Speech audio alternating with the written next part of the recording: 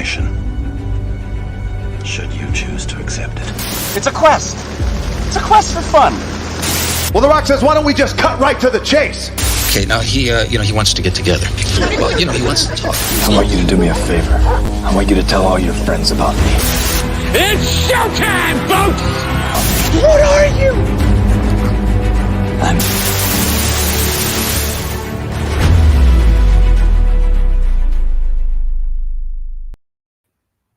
Greetings and salutations to you. Welcome to And I Quote, the live weekly show where we introduce you to a special guest, find out more about them, and also find out what plans they may have or what projects they may have planned for the future. My name is Ryan of Neuroculture, and joining us this week is someone who, not a lot of people can do this, but I find that this individual can match the electricity that I bring to the airwaves here at Neuroculture and around the world for that matter. He is a jack of all trades. He is a magician, a writer, a podcaster. He goes by the nickname of the Prophet of Pop Culture. Please welcome, from back of the cereal box, John B. Pyka is here with us. John, how are you? Hey there, friends and foes. I'm John Pyka, the Prophet of Pop Culture. You can call me Johnny, and I am super excited to be here live and alive with Ryan Permisson. Thank you very much. Appreciate that, John. Now, for those of you who are watching us live, if you have any questions for our guest, John, today, feel free to leave them in the live chat, leave them in the comment section below. Our producers are going to be monitoring it as we go throughout the course of the program. We'll save some time at the end to take your live questions. So be sure to chime in, throw some in there, and we'll get to those a little bit later on, I should say. Now, John, to kick things off, let's take a step back for a moment. What would you say were some of your favorite movies or TV series growing up? All-time favorite TV series, Friday nights, was the A-Team. Dun dun dun dun dun dun dun dun. I love it when a plan comes together. I pity the fool. I ain't getting on no plane. Yeah, loved it. A-Team. All-time favorite. Or The Greatest American Hero was a big favorite. Look at what's happening to me. I can't believe it myself. Yeah, good stuff. Good picks. Any favorite movies growing up that you can toss out there? 1977. I'm 7 years old, sitting in the theater on a Friday night with my best buddy at the time, Jim Pepper. And Darth Vader steps through the doorway onto the Rebel frigate. That's right. And it changes my life. And Star Wars movies become oxygen for me. And I said audibly, I want to do that. I didn't know what that was, but I knew that I wanted to be, on screen playing characters or, doing something like that. And so Star Wars and all iterations of Star Wars, all-time favorite movie. If I had to pick a second or a third, the Indiana Jones franchise or Back to the Future franchise. I'm sensing a pattern here.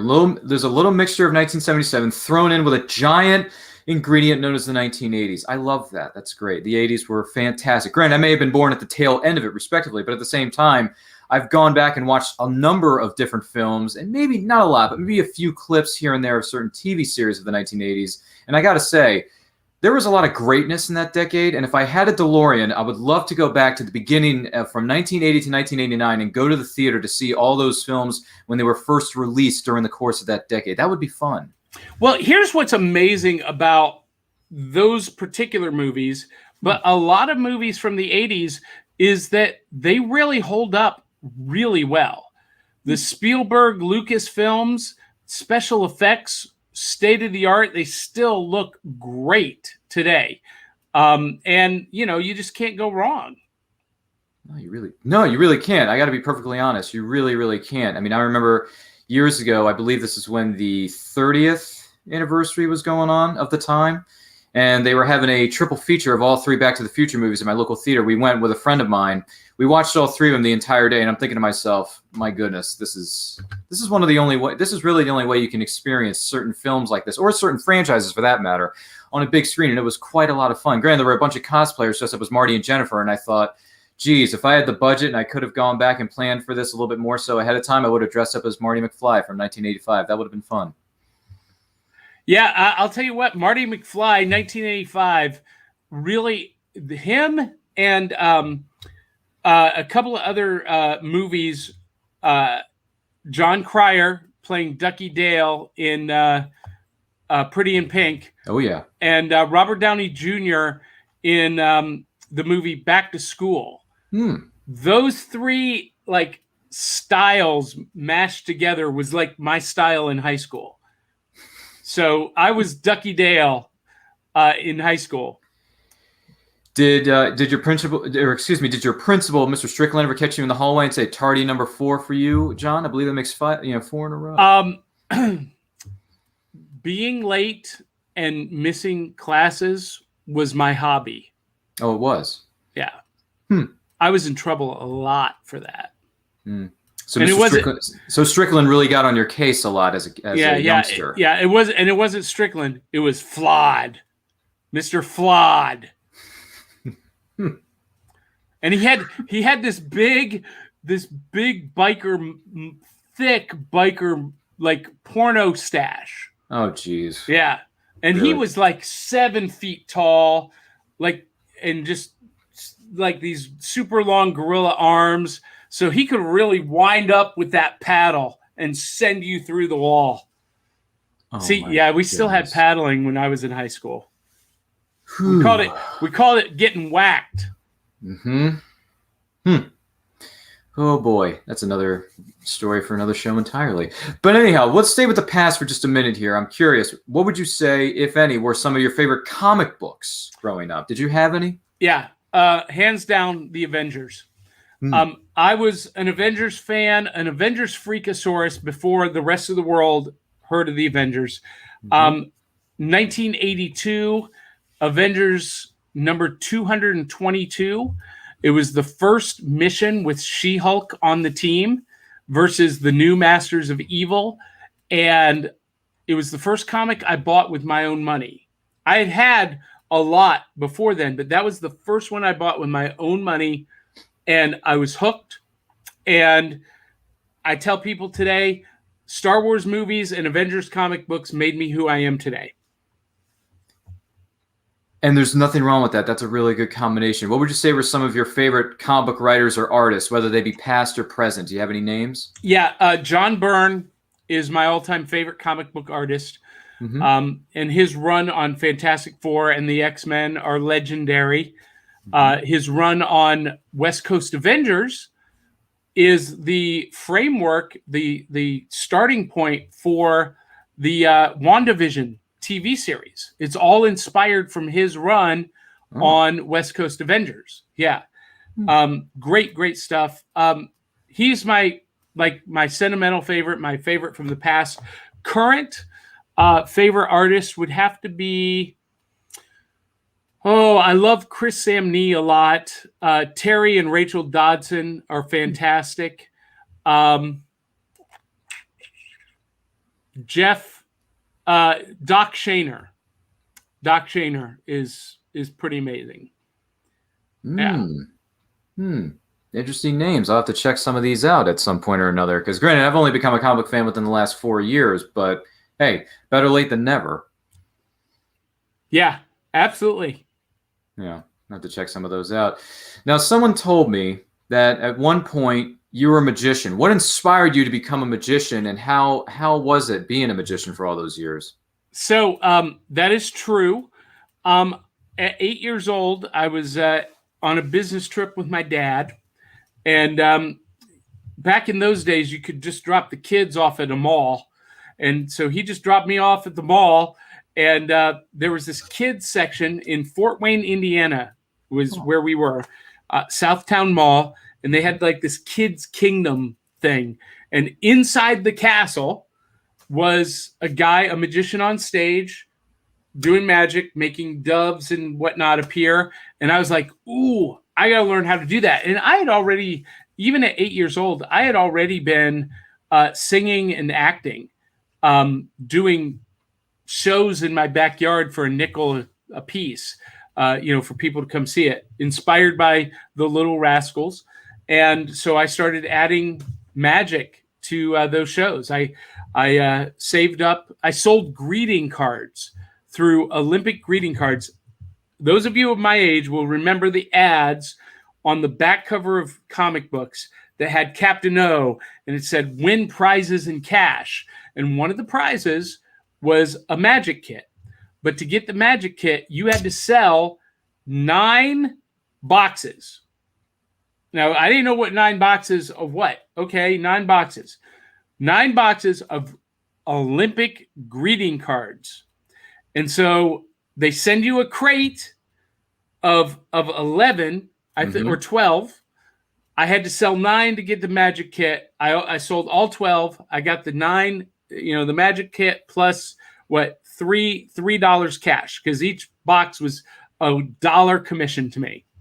So that's where it all started. And it blending music, magic, and characters took me all over the world. Las Vegas, off Broadway. 2005, I was a gold medal finalist at the International Brotherhood of Magicians Convention.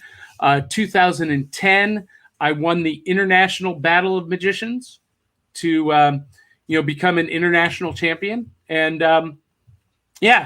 did that all over. Was a magician in residency at a place called House of Cards here in Nashville for 2 years, doing close-up magic primarily as the bamboozlist, Big Daddy Cool.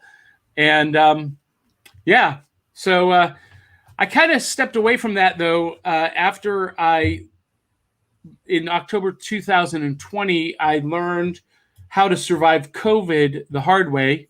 Mm-hmm. I got COVID, was hospitalized, and I'm all by myself in the hospital. And I realized, for 30 years, I've been entertaining complete strangers, millions of people around the world, but at the expense of relationships with my friends and family. And because I was performing 5-6 nights a week, gone out.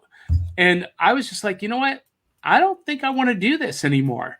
Mm-hmm. And so I decided to walk away from music and magic and that form of entertainment and focus and make a pivot on writing and art and podcasting, so that I can be at home, so that I can spend more time with friends and family and take trips that I've put off because I always had a show.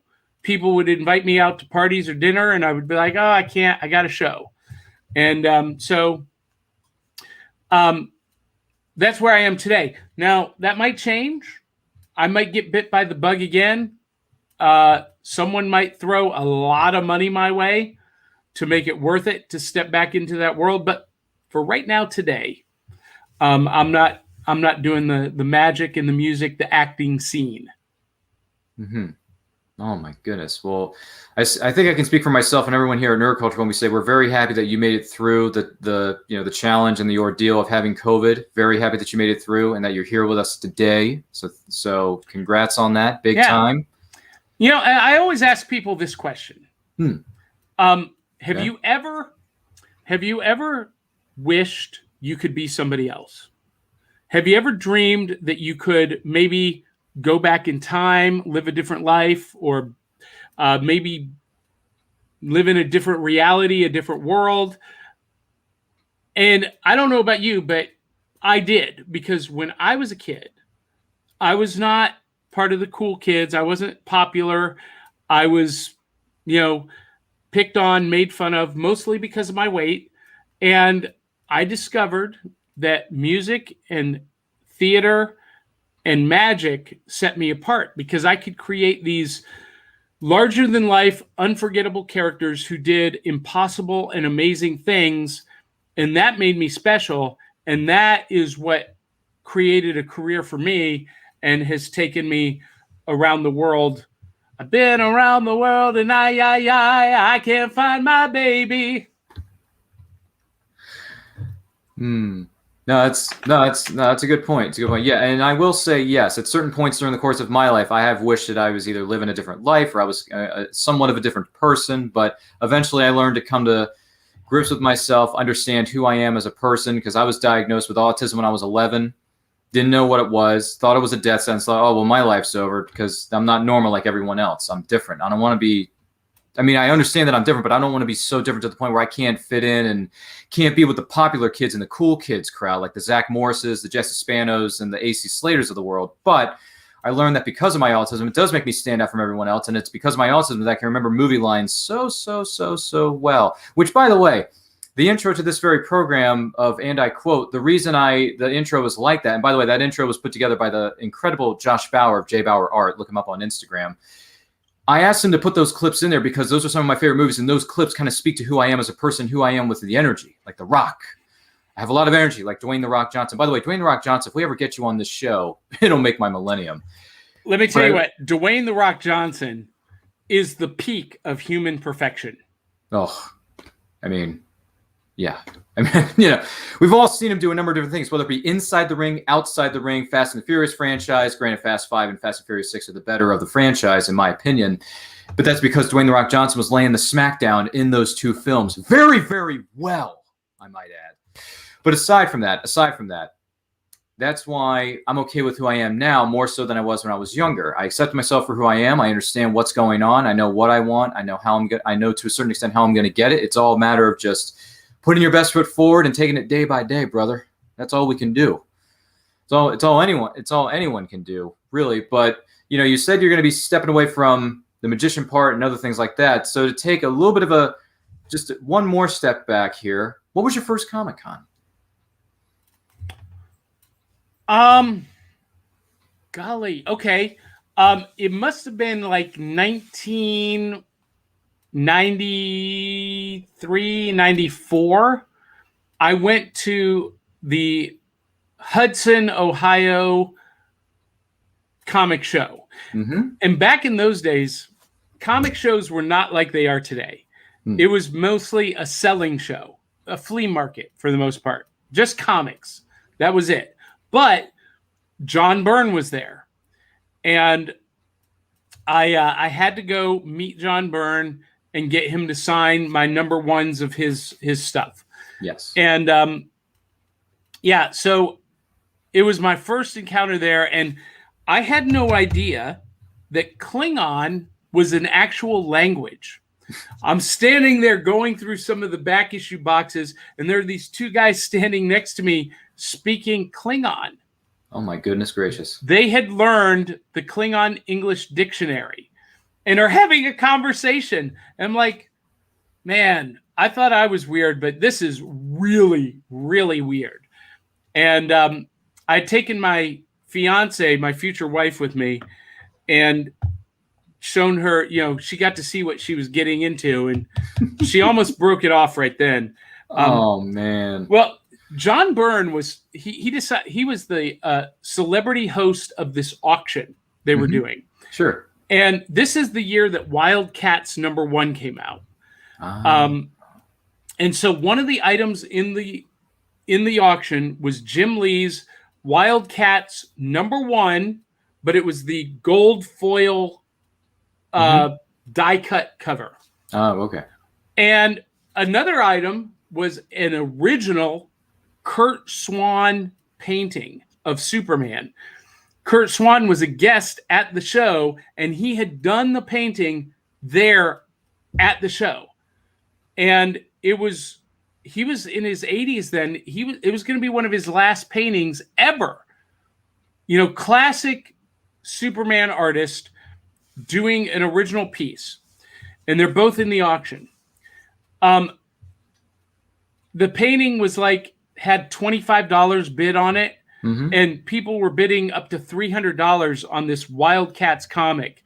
And John Byrne stopped the auction. He said, listen, we're not going anywhere. He's like, there are millions of these. There's only one of these paintings. One. And I will not go any further if this comic that has millions of copies outsells this exclusive one-of-a-kind painting. He said, we're not going anywhere until someone bids at least $300 on this painting. And you know what? It sold for $25,000 at the end of the day. That is a good chunk of change. Yeah.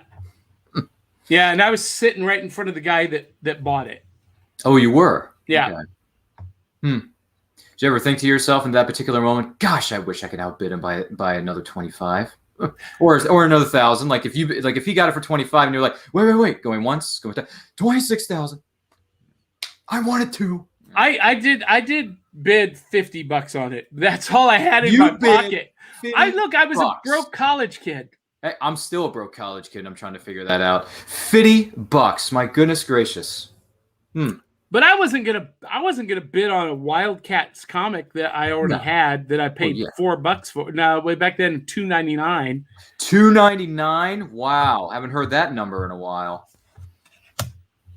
Goodness gracious. Listen, when I started collecting comics, they were 60 cents. Yeah. Now that was when I started buying them myself. Mm-hmm. I have books, like I have the original Marvel Comics Star Wars adaptation with a 30-cent cover price on it. That's the like the Holy Grail one. Right. Oh my goodness. Is that in good condition? Did you get it graded or pressed? It's in a frame. It's in mint condition. I don't have it graded. Okay. But it's in a frame. It's on the wall. All right. Because I was wondering, what would the condition be if it got graded and you got it slabbed? Like, what would it be? A 9.3, 9.5? What do we look at here? Probably. I'm not into the whole grading thing. I don't care. Oh, fair enough. Yeah. Not your cup of tea. I can respect that. But I see these guys get so obsessed over slabbing. Yeah. Are you one of those guys? Well, no, but one of my goals in life is to eventually get something either that I own personally graded or to find something that's already, graded / slabbed. I would like to own just at least one slab. It depends on the comic, though, and it depends on what it is because I'm very picky when it comes to things like that. So it has to be like, let's say, for instance, if it were one of the issues, I don't know if this would be worth much. I don't know. If it were an issue from the, I can't remember how many issues this was in the series, and I apologize if I'm messing this up. My favorite graphic novel is Alex Ross and Mark Waid's Kingdom Come. Yep. I love Kingdom Come. So if there was an issue that was slabbed and it was great and all that stuff, and it was going for a reasonable amount of money that I can afford, because like I said, I'm still a broke college kid trying to figure my life out. If I find one that I can afford and it's already graded, I'm like, yep, I'm getting it. Because Kingdom Come is my favorite graphic novel right now of all time. And I do have the graphic novel here in my possession in my, what am I trying to say here? My short box of graphic novels and back issues, because I have them both, and I only have one box full of comics and stuff. I'm trying to keep things a bit limited, even though that's not always easy to do because I like buying things. But anywho, aside from that, now that conventions are starting to reopen, Earth is slowly but surely reopening itself. With the situation of the pandemic slowly but surely starting to come to a close. Who do you hope to meet at conventions somewhere down the line in the future? Any names? So I'm the weird guy out. Celebrities don't impress me. Okay. I can't name one person that I'm like, ooh, I would love to meet them. Maybe Billy D. Williams, because he's not going to be around much longer. Yeah. Lando's system? No. Lando's not a system. He's a man. Lando Calrissian. Hello, what have we here? Works every time. Code 45. Oh my goodness. Oh, my name is Lando Calrissian. I'm the administrator of this facility. And who might you be? Leia. Welcome, Leia. Yeah, all right. You'll Clearly you belong with us in the clouds. you among the clouds. Hey, I've got good news for you, Ryan. Which is what exactly? Kingdom Come #1, graded at a 9.8, Ooh, is valued at about $120. That's actually not that terrible. I can run with that. Yeah, I mean, and if you go lower, like a 9 point is 16. That's actually not bad at all. You could afford that. That is a valid point. Well, when you get an opportunity, that information that you just found out, feel free to DM me that. If you have the opportunity. But anyhow, I appreciate that. Thank you very much, good sir. So no, that's fine when it comes to meeting certain people at conventions. No worries. So I'm just curious, outside of the comic book spectrum, are there any other things you enjoy collecting? And if so, what would those items be exactly? Well, I am a fan of the Marvel Legends action figures. Nice. And that comes from my love of action figures in general. When I was a kid, I had the entire collection of Migos, World's Greatest Superheroes. Oh. I had them all. I had every single one. And none of them survived. My little brother, who set them on fire and blew them up with firecrackers and all that stuff. But yeah, I wish I had those, but I have the Marvel famous covers, which were like an 8-inch kind of recreation of the Migos. Oh, okay. But the Marvel Legends today, and I don't get them all. I'm very focused on the Avengers and the Avengers affiliates. And then I'm into the Star Wars Black series because again, I had all of the Star Wars figures when I was a kid.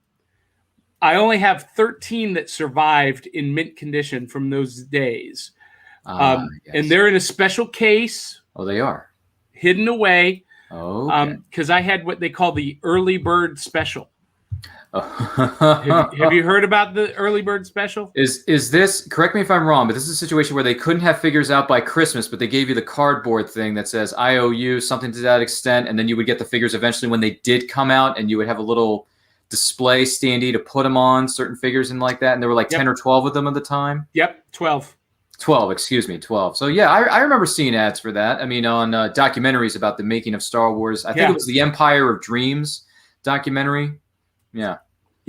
Or another great documentary is The Toys That Made Us. Yes, I've seen that. But now I'm into the Star Wars Black series. And again, not all of them. I've got a very focused collection. I did get the Mandalorian variants. I've got all 3 of the different Mandalorians armors. And I'm into the bad guys. So, I've got Thrawn and Vader and, Moff Gideon and Krennic all on one shelf. And I'm really, really into the female characters. I like strong female characters. So Rey Skywalker, Ahsoka Tano, Jyn Erso, Princess Leia, Sabine Wren, Bo-Katan, Cara Dune. I've got them all. Impressive.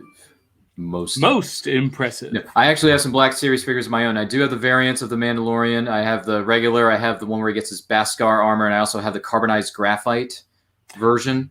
Do you have the original concept art version?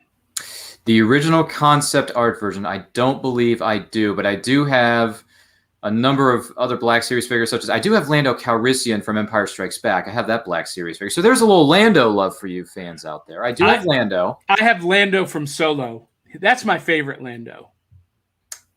That is a hot take. Look, I watched Solo in the theater like everyone else did, and I walked out thinking, never should have happened in the first place. Movie was at best. I really can't. It's one of my least favorite Star Wars movies. I'm sorry. So that's interesting because I went into it going, I don't think we need this movie. I'm not excited about this movie. But then I really enjoyed it because it was like a Wild West train robbery heist movie. And I dig that style. I dig that genre. I thought Alden Ehrenreich was phenomenal, especially when you watch it side by side with episode 4. You'll be shocked at how good he really was. A lot of people remember Han Solo from Return of the Jedi, but they forget, how young and different he was in A New Hope, and Aaron Reich really captured that New Hope Skywalker really well, or Solo really well. And but Donald Glover as Lando Calrissian was so good. Everything you've heard about me is true. That became my slogan. I will say he did carry the swagger of Lando very well, Donald Glover. So I'll give him credit for that. He did well with that. Certain things in the film were okay for me, but overall, I just walked out of the theater thinking, yeah, this didn't really work for me. Hey, if you like Solo, go ahead and enjoy it. If you like to celebrate a film, celebrate. It doesn't matter what the haters or the non-haters say. I don't care. For me, Solo is on the bottom tier of my Star Wars list. But that's just me. Now, here's the funny thing. I was never a Han Solo fan. He's my least favorite character. Well, besides C-3PO. C-3PO I could completely do without. But I loved the Han Solo film, the Solo, A Star Wars Story. I thought it was really, really good. Hey, you do you, man. You celebrate it if you wish. For me, I'll just be over here, maybe not so. Maybe you need to watch it again. Maybe I do need to give it a second look. I'm not sure. But anyhow, aside from that, yes, collecting Star Wars Black Series figures is quite fun. Let's see here. Not to run down everything, because I know I don't want to get too far off the beaten path. But let's see. Lando, I have all 3 versions of Luke from New Hope. I'm trying to think here. Empire Strikes Back with Yoda on his back when he's on Dagobah, excuse me. I have Return of the Jedi. I have him with the cloak, the robe, and everything, which is a bit harder to find figure. I have Obi-Wan Kenobi from Episode 4 because, hello there. I mean, Alec Guinness, we love you. Please. I use his line all the time when I'm greeting people. It's fantastic. I love it. Well, hello there. Exactly. Yeah, it's so good. It's a great introduction to his character. I love it. I absolutely love it in A New Hope. That's why I've come to appreciate Episode 4 and New Hope more so than I did when I was younger. That's funny because I'm not a fan of Obi-Wan Kenobi. I think he is a manipulative douchebag. You're not the first person who have said who's shared somewhat of a similar opinion about certain characters. I get you. Are you excited about the Disney Plus series coming out next year with Ewan McGregor? Here's my thing. I can't really get all excited until I know more and until I see a trailer. Because right now, casting announcements are a dime a dozen. We hear them all the time. I need to see what exactly they're going for with this series and why should this series exist. Because for me personally, I don't really need to see any more Kenobi stuff. I want to see new and different characters. Like the stuff they're doing with Mandalorian, I love it. The stuff they're about to do, with Ahsoka Tano played by incredibly well by Rosario Dawson. Give me more. The Book of Boba Fett with the dad bod. Give me more. I want more because it rocks and it kicks ass. I want more. So now, all that stuff I'm looking forward to. But as far as Kenobi, it's like, dude, Kenobi, you've had how many movies you've been in? How many mentions of storylines have you had? A lot. I don't think we need any more of you. But then again, once I see the trailer, I'll have a better opinion. Well, and what's the story going to be about him? Building his cave in the desert? Yeah, building a strange old hermit cave in the middle of Tatooine. Like, what's that all about? Hanging around in the sand, watching Luke through his binoculars. How creepy is that? It is. I'm very curious to see what they're going to do. So for now, I would say the jury is out. I need to see a trailer, find out more about where they want to go with this series, and give me a reason why this series should exist, and give me a reason why I should watch it. Me personally, like you need to. Basically, what I'm telling you, Lucasfilm, you got to sell this, and you got to sell it hard because right now I have no interest really in Kenobi. But we'll see. The jury's out. We'll see.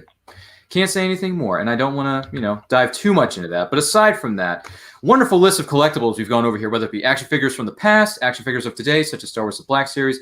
We love it. So I'm just curious. You talked about you have a few things out, few books are out right now, including Night Reich. So what inspired you to become a writer, and how did Night Reich come about? So Night Reich, well, what inspired me to become a writer was I've always been a storyteller, all my life. But I wrote my first book. It was a magic book called Theatrical Magic when I was injured. During my career on stage, I got injured and I had to take some time off to rehab. And I had been active on a forum called Magic Talk. and had gained some kind of notoriety and popularity, and I, won a championship and yada, yada, yada. So I wrote a book that became an industry bestseller, and that got me into podcasting because people who read the book had more questions, and they kept sending me emails. I'm like, oh, I can't handle this anymore. I'm just going to do a podcast to answer everyone's questions. So I wrote that book, and then I wrote another, and I was in 1999, though, I created the character that I won the championships with, Big Daddy Cool Johnny Della Rocca. And he was a 1940s swing hipster laying down a groove so cool it'll make you flip your lid. Can you dig that? I knew that you could. And it blended my music and my magic together. And I created a show called Swinging at the Roxy based on that character and the world. And I was doing that show, touring around. I started performing as that character at comic book conventions. And a publisher saw me perform and said, have you ever thought about writing a story, a book on these characters? And I said, well, yes, as a matter of fact, I have. I had already written Nightrike. Oh. And I knew I was going to see this publisher at this convention, and I had a proposal ready for him. Mm-hmm. And so he asked me, have you thought about doing this? And I was like, yeah, sure. He goes, well, I'm going to publish it. And he said, I'll send you a contract next week. Sight unseen. He's never seen a printed word from me. And I sent him the draft of Nightrike, and he liked it, but said, I don't think that's the story we want to tell for this particular character. We want to focus on the Big Daddy Cool character. And so I said, okay. So I drew from the character bio and the other stories that I had written for the stage show. And 9 months later, Tales from the Flip Side was published by Pro Se Press. And that served me really well because I would sell it at the shows and at conventions and whatnot. But then 3 years ago, they decided to go a different direction, and it was supposed to be a series. Mm-hmm. And so I lost my deal, but I got the manuscripts back and the rights to use them. And a second publisher stepped in, Seventh Star Press. And they said, we want to publish those stories. We want to republish them. And I said, okay, but here's the deal. Nightrike is the first story I wrote. It's got to be the first one out because it has amazing commercial appeal. If any one of my stories is going to be made into a movie or a Netflix series, this is going to be the one. And it was buried in the previous book, which was an anthology, and it was buried in the middle. And, basically, it's vampire Nazis during World War II and the collected heroes of the Decoverse, pulp heroes based on, they're kind of analogies of classic pulp heroes, but the Blue Phantom, Coda the Black Lion, Professor Maxwell Marvel, and the collected heroes of the Decoverse have to defeat an army of vampire Nazis created by Adolf Hitler and Count Vlad Dracula. And it is a bonkers, wild ride pulp adventure. And that just was republished in April of this year by Seventh Star Press. And it's basically everything I love. Comic books, pulp adventure, and 1940s retro and anarcho-punk culture. So, Nightrike, $2.99 on Amazon, or you can get this is actually a jump card. This is a plastic card that comes with a download code on the back and a description of the story on the back. So it's just like the book cover on a plastic card. So I can personalize it. I can sign it. So you're not just getting the digital download from Amazon. You get a physical product. So if anyone wants a signed jump card, you can buymeacoffee.com/cerealboxpod, $5, or PayPal me at johnpyka.com. I'll autograph it. I'll sign it, drop it in an envelope, and mail it to you. Boom, done. Night Reich. Insert power strip with ability for everyone to plug their stuff here. Here we go. Plug. I love it, John. I absolutely love it. Look forward to reading that myself. Sounds spectacular. Cool story. Outside the box. Not something I'm used to hearing about, much less reading about in my everyday life, respectively. Look forward to catching that. Now, there's something I've been wanting to talk about for a good while now. We've come to that stage. We talked about your time as a magician. We've talked a little bit about your time as a writer, and you're going to continue to do that. I hope so, and more so in the future. Yeah, there are 3 more volumes of Tales of the Decoverse that will be released over the next year, and then next year they will all be combined into a print omnibus edition. Which that's where Ryan's going to come in, and I'm going to buy the omnibus so I can have it all in one giant size book. You know, that to me, that would be my Royale with cheese. Royale with cheese. That's right. That's what they, what they call a quarter pounder with cheese in France? That's right. Anyhow, I just did a rewatch of that movie a week ago, and I forgot how great Pulp Fiction is as a film. But that's just me. So we've talked about your career as a magician and a writer, and I'm curious, something that a lot of people have been bringing up lately, and this is a YouTube channel that's been booming for a number of months now. Back of the Cereal Box. You're a podcaster. How did Back of the Cereal Box come to life? It's a long story, but recovering from COVID, I was looking back on my career as a podcaster. I had done the Diesel Punk podcast for 10 years, and it's very successful. I did Tales from the Geek on comicspriceguide.com, 117 episodes of that. Then I did 130 episodes of Comic Extravaganza for graphicpolicy.com. And but all of it was kind of separate. And I was thinking, okay, how can I continue this trend? How can I pivot in my personal life, but still keep the entertainment alive, but not sacrifice relationships with friends and family? And, live streaming podcasting seemed to be the best fit. And, I just thought about, all of the things I love, the pop culture stuff that we love, board games, toys, movies, comic books, music. And I kept thinking back to my childhood. When I was a kid, we didn't have iPhones or iPads at the breakfast table. We were reading the back of the cereal box, and the back of the cereal box was the gateway to all of the cool geek pop culture stuff that I love. And so I was talking with my buddy Jason Swank, who is the host and creator of Rebel Force Radio. And I'm like, I'm thinking about doing this. What should I call it? And he immediately said, Back of the Cereal Box. Because we had done an episode of Comic Extravaganza where we did a cereal taste test. And it was one of our highest viewed episodes. And so, so he named it Back of the Cereal Box, and it was born, and it has been going well. And I'm really happy with the growth that we're having. It's kind of become its own little network.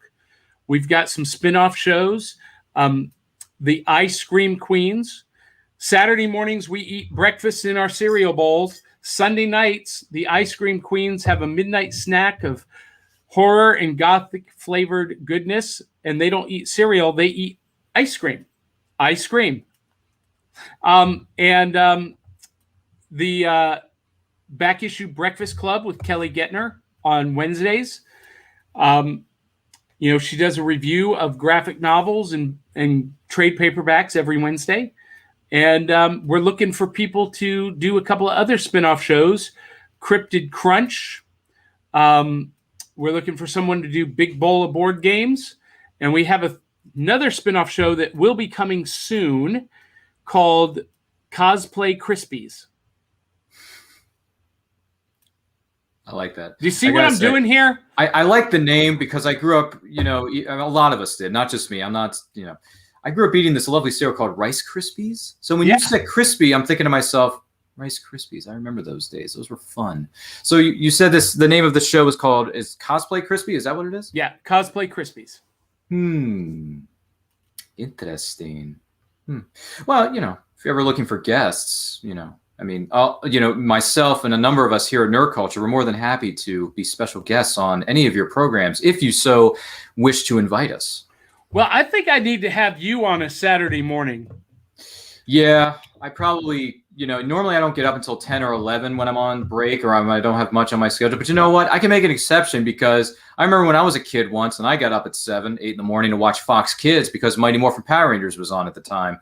So the 90s were my golden age. Power Rangers! Exactly. Yeah, the 90s were my golden age. So I was watching, episodes of Power Rangers and X-Men and Spider-Man, the animated series, which, by the way, that was my introduction to the Marvel Universe as a kid, was X-Men, Spider-Man, and then eventually the movies came out, and that really made me become an even bigger fan because I'm seeing these properties that I remember seeing as a kid as animated series, and now they're live-action films. I'm seeing these characters come to life in front of my own eyes, and I'm just living the dream. We're all living the dream because we're all geeks and nerds, and we're all living the dream. Were you a Turtles fan too? Grew up on reruns of the animated series as well as the live action films, yes. And I've had the pleasure of meeting Robbie Rist, the voice of Michelangelo from the live action films, as well as the OG April O'Neil, Judith Hogue from the Ninja Turtles movie of 1990. And bless that woman's heart because she keeps embracing that character at conventions. She loves meeting the fans. Heck, NECA finally woke up, smelled the coffee, or in this case, smelled the pizzeria, and they're giving Judith Hogue her own April O'Neil figure that fans can buy once it comes out. And yes, I did get in on the pre-order for that because I grew up on Turtles 1990 and I love that film to pieces. So yes, I do have NECA Turtles of the live action movies, not the animated series. I'm sorry. Yeah. The animated series, yeah, but I'm more of a fan of the live action films. I'm sorry. Not the newer ones, but the original ones. Well, I thought the last Turtles movie was actually pretty good. The first one of the most Michael recent, Bay. Yeah, the first one I thought was a little bit ridiculous. I was like, okay, they've been killed at least 5 times going down the mountain with all that stuff happening. I'm like, nobody survives that, not even the Turtles. Nah. But did anyway. The second one I thought was pretty good. I forget what it was called. Turtles, the most recent one? Yeah. Oh, it was Teenage Mutant Ninja Turtles 2 Out of the Shadows. Yeah. That one I thought was pretty good. I'm on the opposite side of that. I actually thought that was hot garbage. It was a dumpster fire, especially when you got Casey Jones played by Green Arrow, who, by the way, Stephen Amell, I like you, but that role was written horribly for you. The writers of that movie should be ashamed of themselves. Yeah, he was not a Casey Jones kind of character. No, plus he had the crew cut. It's like, that's not Casey Jones, man. I mean, I need to see you wearing a white shirt and a gray vest with gloves, and you need to be carrying a golf bag full of weapons, and then you pull out one, you say, cricket? Cricket? Nobody understands cricket. You got to know what a crumpet is to understand cricket. You know who would be a great Casey Jones? Of today, of modern day? Yeah, especially if they did the Last Ronin adaptation. Have you read Last Ronin? I've read issue number 1. I have issues 2 and 3 right here in the closet. Haven't read them yet. Boy, that sounded creepy. But I have issues 2 and 3. I haven't read them yet. But who would you cast as the new Casey Jones of the 21st century? Adam Copeland, Edge.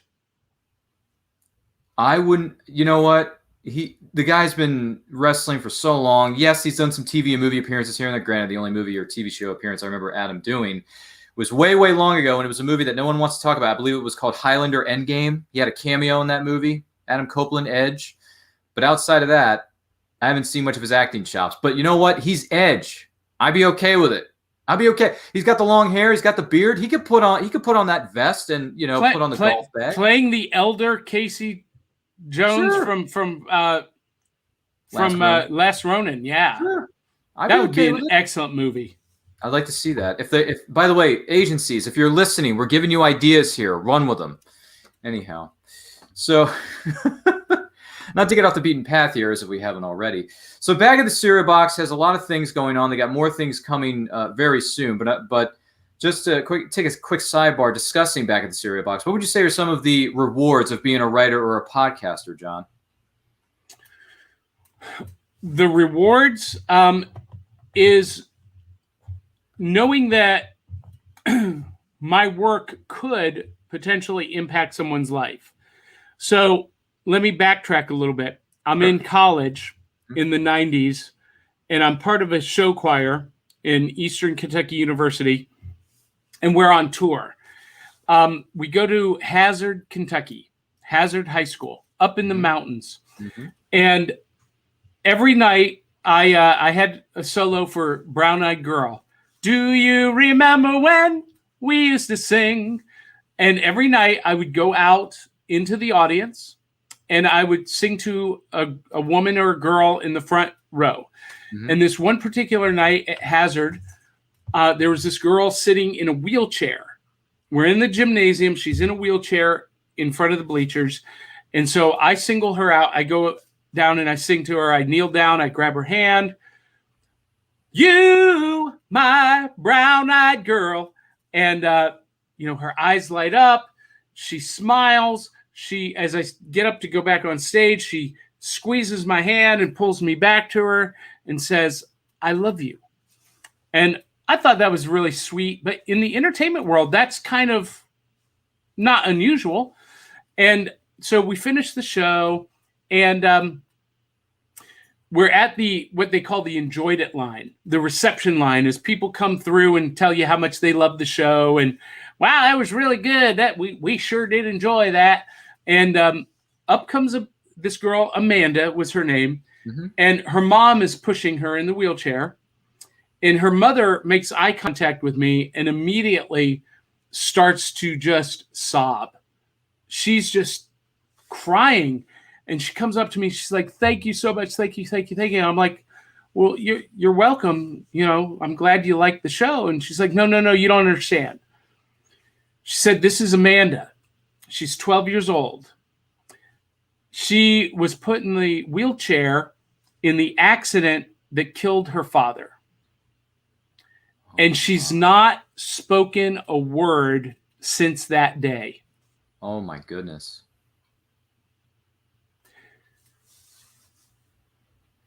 And I realized at that moment, as 21, 22 years old, that entertainment, art, music, magic, theater, books, podcasts, whatever it is, have the potential to impact somebody's life. So every time I step on stage, every time I turn on that camera, every time I type something for a book, I think about who is the next Amanda? Who is the next person I'm going to impact in some way or some form? And that's kind of what drives me. And, so I don't know that anything that I've done since then has had that kind of impact, but knowing that it could potentially is pretty satisfying. Oh my goodness. Well, thank you for sharing that with us, John. And we are talking with John B. Pyka, back of the cereal box. If you have any questions for him, feel free to leave them in the live chat, leave them in the comments. We're going to be getting to those ever so shortly here. And I want to thank those of you who are watching us live. Thank you so much. I see a bunch of you in the chat. We love you all. Thank you so much. Wow, John. So on the flip side of things, what would you say are some of the challenges of being a writer or podcaster? Oh, imposter syndrome. You've heard a lot of people talk about this, but, there's always this little dark voice in the back of your head, asking, is what I'm doing really making a difference? Do people really even care? Am I good enough? Should I just quit and give up? You look at so-and-so and all the success they've had. Can I ever be that good or be that successful? That's the biggest challenge. And, every day I try to quiet that voice a little bit, but it's always there. No, I could definitely. Sorry to be. I just brought the whole. No, it's all good. No, it's all good. You're, hey, we're asking the questions and you're being honest. We can't help but respect that, and we appreciate it. We really do. So let's try to turn things up to 11. Let's have a little bit of fun here. So, would you rather Yes. Would you rather do 30 days without your phone or your entire life without dessert?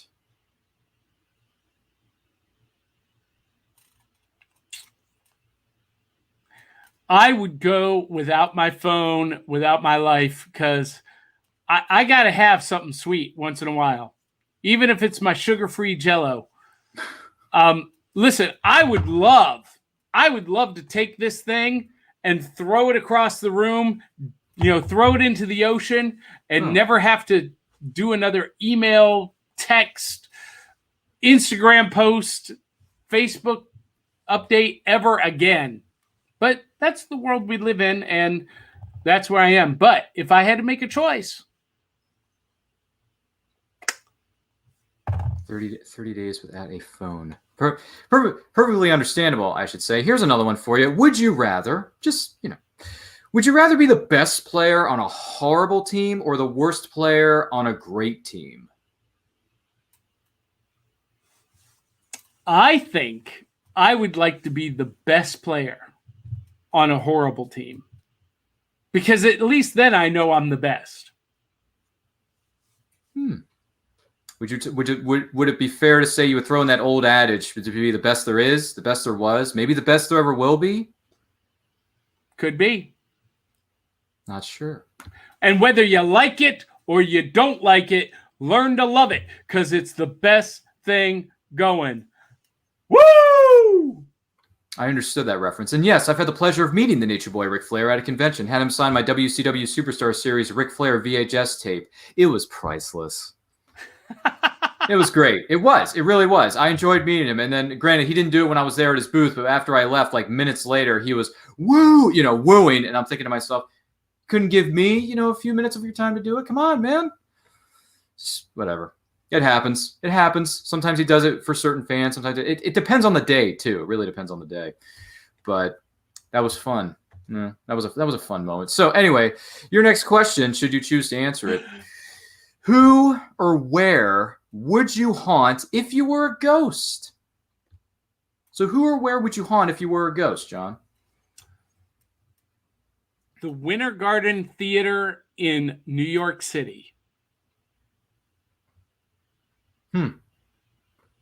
That is a very interesting answer. And what? Just out of curiosity, why that particular location again? It was the place that I saw my first Broadway musical. It's where Cats ran for the longest running show in Broadway history. And, as a theater guy, haunting a theater is just the thing to do. Well, that is fair. I could give you that. I could give you that. So we talked about a little bit of, something somewhat similar to this earlier, whether you would rather throw out your phone or, not have, or only have dessert, or not be able to have dessert for the rest of your life. But if you could only eat one food in general for the rest of your life, which one would it be? Pizza. Is that because you're a Turtles fan, or is that just because you genuinely love pizza and not just because the Turtles were plugging it every single minute of every episode? I am obsessed with pizza. I am a pizza connoisseur. I love it. The next podcast I do is going to be Johnny's Ultimate Pizza Quest. It'll be a travel show. Oh, it's going to be a travel show. Okay. Yeah, where I go from town to town and try to find the best pizza on the planet. I got to be honest with you here, John. Not a lot of people know this unless you're in my inner circle of friends. But my favorite food of all time is, in fact, pizza, and I love it so much that I've been to a number of different pizza places here in my state of Maryland, or I've been to a few places outside of the state of Maryland. For instance, we went down to, I believe it was, is this in Kentucky? I believe it is, the Mellow Mushroom. It's a chain throughout Kentucky, Tennessee, and Alabama mostly. Yeah, certain states. Mellow Mushroom, I thought, was pretty good. It's good. That's one that I've been to outside of my state. I'm trying to think of another one. There was one in the city of brotherly love, the city that loves you back because it's always sunny in Philadelphia. So I can't remember the name of it. It's killing me right now. I can't think of it off the top of my head, but there was a place there that had really giant slices, really, really big slices. I can't remember the name of it. It's really, really good. And it's near the convention center where Wizard World Comic-Con is held and other conventions are held in that neck of the woods, if you know what I'm talking about, in the city of brotherly love. So if anyone knows what I'm talking about, drop it in the comments because it's really, really good. And when they give you giant slices of cheese pizza where I can just put some Parmesan cheese on top to give it a little extra kick, I'll take it. Plus, if I have a side order of French fries, that doesn't hurt either. Now, see, I am, in general, a pie fan. Deep dish, Chicago style, Uno's from Chicago. But there's a place in my hometown of North Canton, Ohio, called Kraus Pizza. They're Germans making pizza, but they make this pizza called the Topper. And it is truly a pie, a pizza pie with a crust on top and on the bottom. And they stuff it full. And then, all of the toppings are inside the sauce, the sausage, the pepperoni, all of that inside the pie. And then they top the pie with another layer of sauce, cheese, and whatever else you want on top. Boom! Mind-blowing. I have yet to find anything that tops the Topper. See what I did there? I see what you did there. I'm looking forward to seeing where these new shows within Back of the Cereal Box, how they go over. Cosplay Krispies, and then you got this one. Was it Johnny B's Pizza Quest? Is that it? Johnny's Ultimate Pizza Quest. I don't know if it'll ever happen. I envision that as, maybe a TV show on the Travel Channel or Discovery Channel.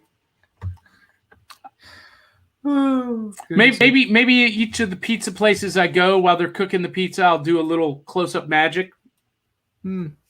That is fair, and you never know what can happen. You know what they say, lady, to you out there: when there's a will, there's a way. You can do it. We believe in you. You can do it, John. We believe in you. I actually did pitch it to.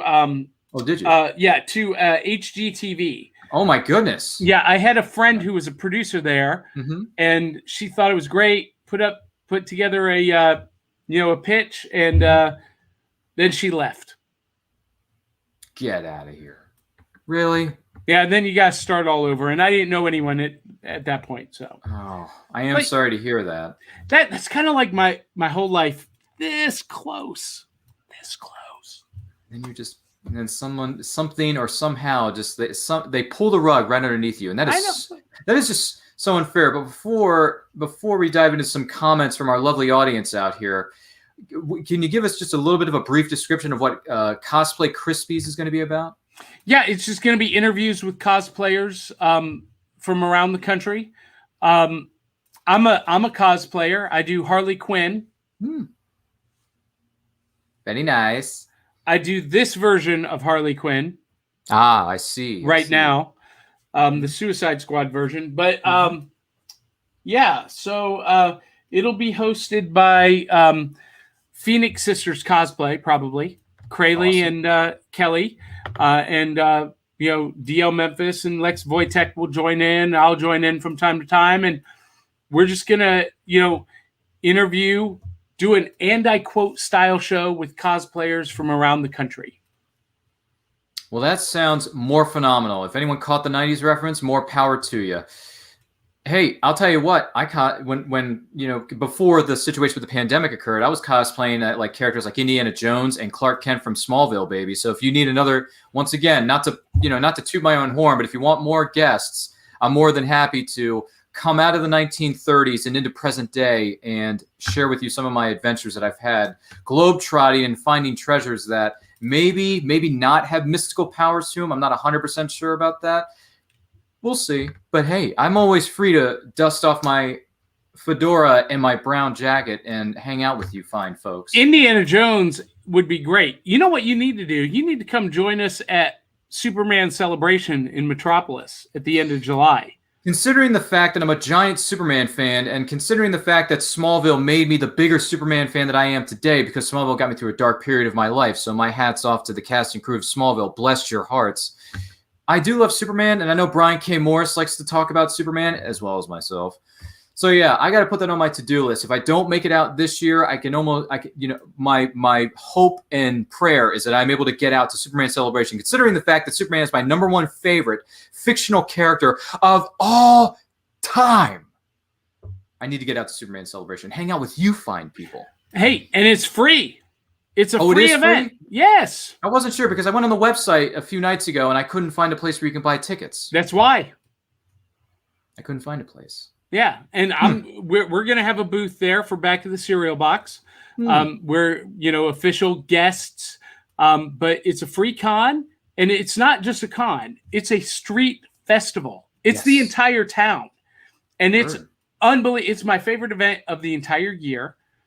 And we've got a hotel room for the group, so you can come camp out. We'll do a Friday night sleepover, Saturday night sleepover. Dragon Con style,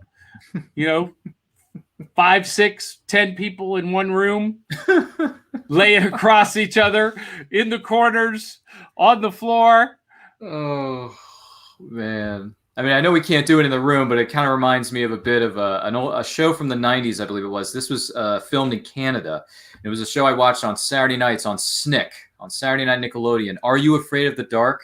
When a group of kids would gather around the campfire and submit it for the approval of the Midnight Society. I call this story, put the little dust in the fire. So maybe we could just sit around and tell stories. I don't know. Maybe we can tell stories about why we enjoy Superman so much, or what is our favorite iteration of the character. Because as we all know, there's a million different interpretations or iterations of the character over the years. The character has been around for over 8 decades. So we should probably sit down and think about that. But anywho, before I lose track of my mind, if I haven't already, to go to our lovely chat here, Willow Schuyler, who apparently has been taking over the interwebs with her co-hosting over here and co-hosting over there and co-hosting over there. Hello, my friends, says Willow. Willow, how are you? Thank you so much for being with us. We appreciate it. Let's see. Willow says, did Ryan just meet his quote match in John B. Pyka? I don't know. I know a lot. But I think you're still the king. I mean, I can't quote a movie from, A to Z, depending on what the film is. I can quote certain films line for line, character for character, whether it's Batman 89 or probably even Ace Ventura, Pet Detective. I could probably quote that movie like nobody's business because those are some of the movies I grew up watching as a kid. Well, a lot of people did, not just myself. Still. Who's there? Exactly. Yes, of course, as we all know that one. Let's see here. Amanda's giving you some props here. Amanda says, yes, Rey and Leia, powerful characters. And by the way, Amanda agrees with you. Solo a Star Wars story rules. Fair enough. Some people like it. Some people don't. Depends on the person. Just saying. And by the way, Amanda continues to say she loves board games. Well, Amanda, you should check out Back of the Cereal Box's some of their programming, which we'll get to in a moment. I'm doing the show from the game room right now. Oh, well, there it is. And there's some visual props. I should say, to be more specific. What am I trying to say here? Rapid fire. What are some of your favorite board games? In order, number 1, Monopoly. Love it. Number 2, King of Tokyo. Number 3, a newer game called Unmatched. Unmatched. Okay. Do you know King of Tokyo?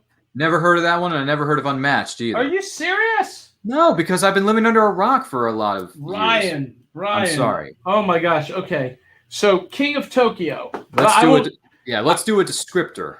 I won't get the full box out, but King of Tokyo is giant monsters fighting in Tokyo.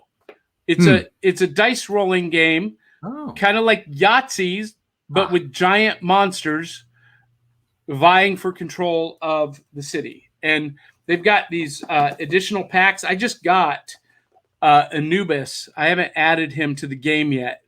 Oh, I've heard of Anubis. Yeah, so they've got King Kong and Godzilla and Cthulhu.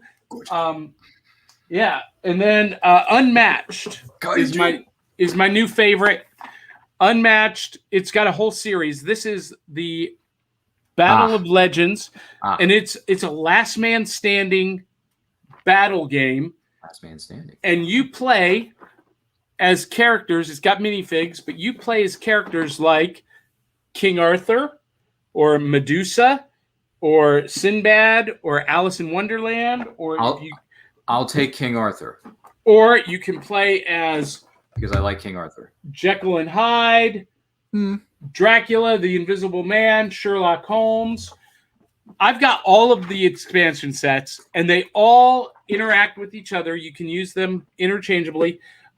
I got Bigfoot, Robin Hood, Beowulf, Little Red Riding Hood, Bruce Lee. Oh my goodness. I mean, Bruce Lee. With those versions that you just mentioned a moment ago, I go with The Invisible Man. That's who I'm going with because I really love the original The Invisible Man with the one and only Claude Rains, everybody. Claude Rains is a beast. Love Claude Rains. And plus, I just like the original Universal monster movies, mostly all of them. Not all of them, but mostly. My favorites would not, this is not in any particular order, I'm sorry. The Invisible Man, Creature from the Black Lagoon, Phantom of the Opera with Claude Rains, that version. The Wolfman, Lon Chaney Jr., my goodness gracious, that film is just... Oof, my favorite is Abbott and Costello Meet the Wolfman. I haven't seen any Abbott and Costello. I know. It sounds like sacrilege. I'm sorry. It is just a little bit, just a little bit. I know, especially if you love the Universal movie monsters. They did that whole series, and it was it doesn't sound like it would fit comedy and horror. It's a perfect fit. They were awesome. I should probably give that a watch at some point because I've seen the originals because I have I believe it's called the Universal Monsters 8 movie set that came out on Blu-ray and DVD not too long ago. I have that in my collection, so I'm happy about it. Plus, had the pleasure of meeting the man who was in the suit during the underwater sequences that took place in Creature from the Black Lagoon, Rico Browning, at a convention. Had him sign an 8x10, and that was my first time actually seeing the movie because they did a showing of the movie that night in the movie room at the hotel. That was the first time I saw one of the Universal Monster movies, and I absolutely loved it. Creature from the Black Lagoon, man, such a great monster. And a great monster movie, I should say. For an hour, 15-minute film, they get it all down in 75 minutes. It's too bad certain Hollywood producers and directors can't do that these days. You know what? You know what was a good 75-minute movie? And it was panned by critics. Really? But I loved it. It was fun. It was action-packed. There was no fluff, no filler. I'm talking about Josh Brolin playing Jonah Hex. I remember seeing that in the theaters. And I believe Megan Fox was in that, right? I think so. Yeah, she plays the love interest or like a secondary character to Jonah Hex, like helping him out and stuff like that. Oh, goodness gracious. Look, I liked the trailer for Jonah Hex, and then I went and saw the movie, and I thought, wow, that was just eh. But then again, certain parts worked for me because I like Westerns. Granted, it was a bit of a different take on a Western because there were supernatural elements to it, but that's beside the point. It's on my list to review for Back of the Cereal Box Saturday matinee movies on our audio podcast. So I'm going to watch it again and do a fresh review, and maybe someone will discover their new favorite movie. You never know. Anything is possible. Well, we want to take this opportunity to thank John B. Pyka, the prophet of pop culture, for being with us on this week's episode of And I Quote. John, where can all the good people find you on the interwebs and everything you have coming up? Where can they find you? Super easy. JohnPyka.com. JohnPyka.com. That'll take you to all the stuff. Short, sweet, to the point. I respect that, and I dig it. Anyhow, thank you so much, John, for being with us. We do appreciate it. Thank you for joining us on this episode of And I Quote. You can follow me. My name is Ryan of Neuroculture. Follow us on all forms of social media simply at It's Neuroculture. Don't forget to like, comment, subscribe, do all that stuff. Check out our YouTube channel. We just surpassed over 600 subscribers, and we cannot do this without you. We really, really appreciate it. Thank you so much for all your support. So check out our YouTube channel. Share it with a friend. Share it with a neighbor. Share it with a coworker because we have videos that cater to your nerdy heart's desire. We talk about movies, TV series, comic books. Coming soon, we're going to be diving into a little bit of anime. We got D&D coming your way very, very, very, very soon because I hear D&D is a big deal in this world that we live in. In the meantime, to all of you out there, please stay healthy, stay strong, stay safe, and most importantly, never apologize for being awesome. And I'm Brian K. Morris. I'm borrowing it from you. I can't help it because you're cool too, Brian. We know who you are. Brian, you watch this show. But in all seriousness, though, to all of you out there, thank you for being with us. And I'm just going to throw this out there just for good measure. Live long and prosper. Take care, everybody. Catch you on the flip side. Welcome, Glasscock Park, to this glorious day. Today is your lucky day. We got some great stuff. This is Glasscock Park. Marvelous. Thank you. Come on, let's go, let's go. I don't have all day, people. Now, it's time.